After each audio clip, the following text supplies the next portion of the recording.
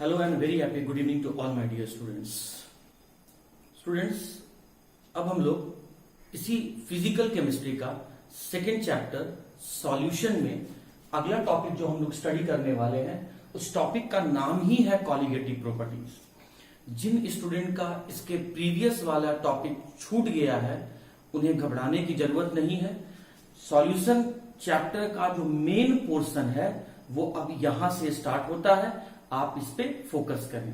फिर भी solution chapter का अगर आपका कोई टॉपिक पीछे का छूटा हुआ है, आप नहीं देख पाए हैं या फिर आप सॉल्यूशन चैप्टर का पीडीएफ आपको नहीं मिला है, तो आप मुझसे डायरेक्टली कॉल करके पीडीएफ या फिर इसके प्रीवियस वीडियोस को डिमांड कर सकते हैं, मांग सकते हैं। मैं आपके व्हाट्सएप पर आपको उसको अलग से सेंड कर दूंगा। लेकिन तब तक आप इन टॉपिक के ऊपर अच्छे से फोकस करें।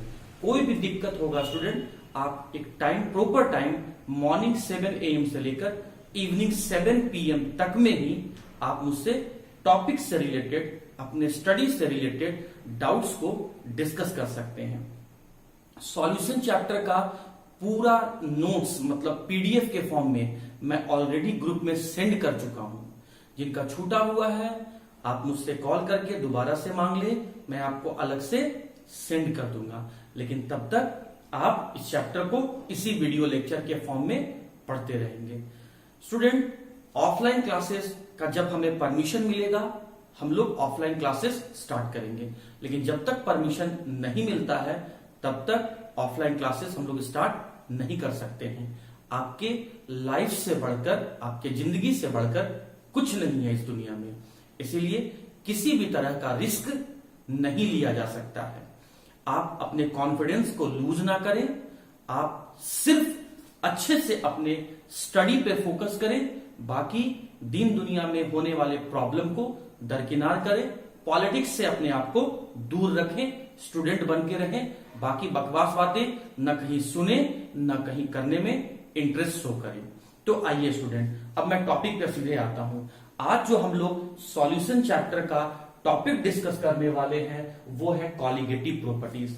सबसे पहले हम लोग कॉलिगेटिव प्रॉपर्टी का डेफिनेशन समझते हैं, फिर इसी डेफिनेशन को हम लोग एग्जांपल से समझेंगे और फिर इसी डेफिनेशन को हम लोग एग्जांपल से समझेंगे और कॉलिगेटिव प्रॉपर्टीज कौन कौन से होते हैं उन्हें हम लोग एक करके डिस्कस करते चलेंगे। तो देखिए कॉलिगेटिव प्रॉपर्टीज के बारे में आपके बोर्ड पर क्या लिखा गया है।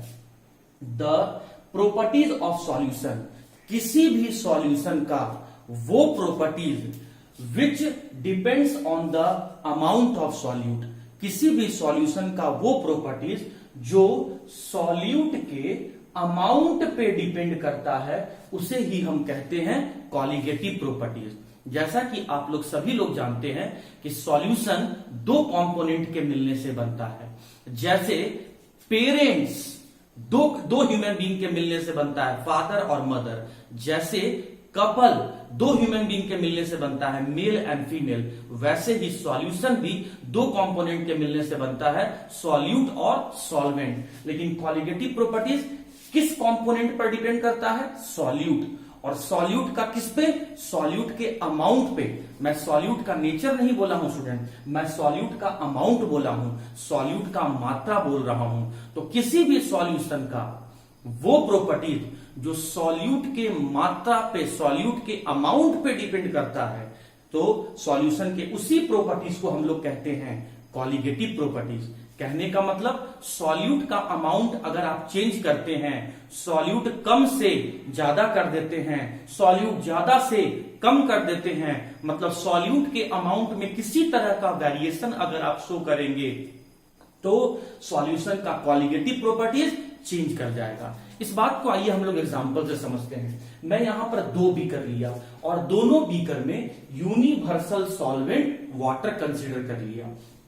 अब स्टूडेंट मैं यहां पे 100 पार्टिकल ग्लूकोज का डाला और सेकेंड केस में मैं 100 पार्टिकल NaCl का डाला। यहां मैंने नमक डाला और यहां मैंने ग्लूकोज डाला।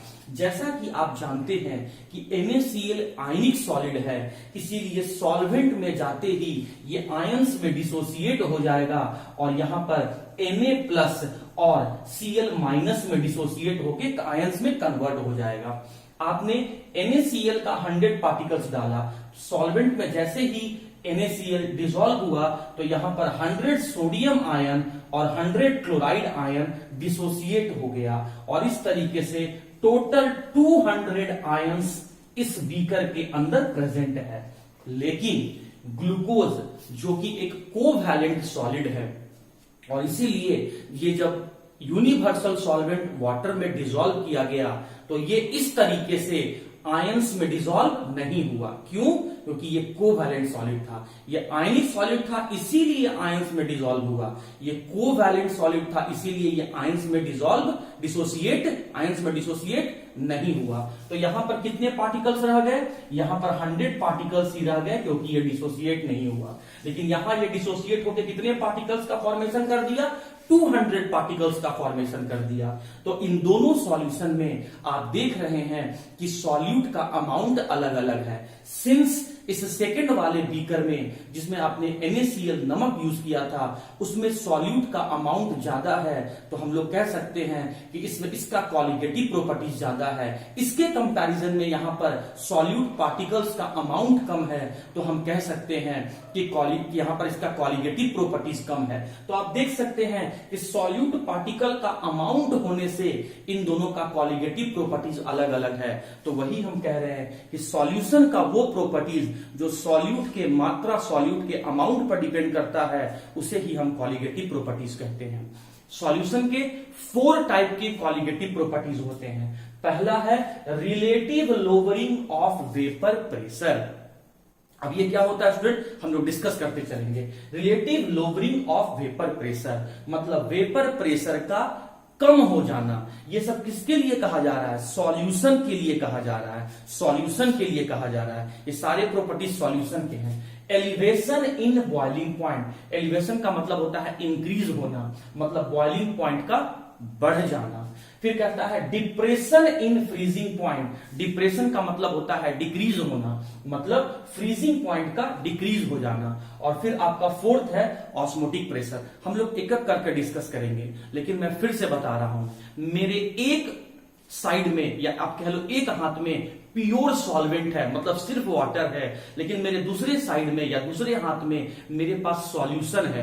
सॉल्यूशन कहने का मतलब इसमें सॉल्यूट भी है और सॉल्वेंट भी है, लेकिन अगर हम इधर बात करें तो सिर्फ सॉल्वेंट है। तो कहता है कि वेपर प्रेशर कम हो गया है, और ये किसके बारे में कहा जा रहा है? सॉल्यूशन के बारे में कहा जा रहा है। और सॉल्यूशन का कंपैरिजन किससे किया जा रहा है? प्योर सॉल्वेंट से कंपैरिजन किया जा रहा है। तो कहता है सॉल्यूशन का वेपर प्रेशर कम हो जाता है प्योर सॉल्वेंट के कंपैरिजन में।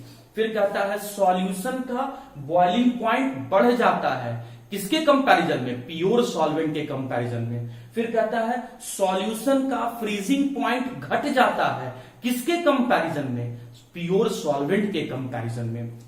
तो यहां पर जो भी कंपैरिजन किया जा रहा है वो प्योर सॉल्वेंट लेके किया जा रहा है, और जिसका कंपैरिजन किया जा रहा है वो सॉल्यूशन है। जो भी बात किया जा रहा है वो सॉल्यूशन का है। कहता है सॉल्यूशन का वेपर प्रेशर कम हो रहा है, तो किससे कम हो रहा है? प्योर सॉल्वेंट से कम हो रहा है। सॉल्यूशन का बॉइलिंग पॉइंट बढ़ रहा है, किससे बढ़ रहा है? प्योर सॉल्वेंट से बढ़ जा रहा है। सॉल्यूशन का फ्रीजिंग पॉइंट घट जा रहा है, किसके कंपैरिजन में घट जा रहा है? प्योर सॉल्वेंट के कंपैरिजन में घट जा रहा है। तो माय डियर स्टूडेंट, उम्मीद करता हूं कॉलिगेटिव प्रॉपर्टीज आपको एग्जांपल से समझ में आ गया होगा, and types of colligative properties भी आपको समझ में आ गया होगा।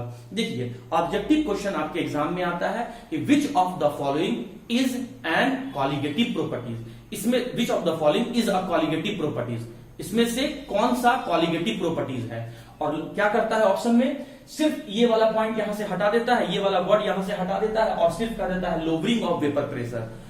तो पूरा नाम रहे तभी आप ऑप्शन टिक करेंगे। Relative lowering of vapour pressure colligative properties है, लेकिन सिर्फ lowering of vapour pressure colligative properties नहीं है। सिर्फ बॉइलिंग पॉइंट कॉलिगेटिव प्रॉपर्टीज नहीं है, elevation in boiling point colligative properties है।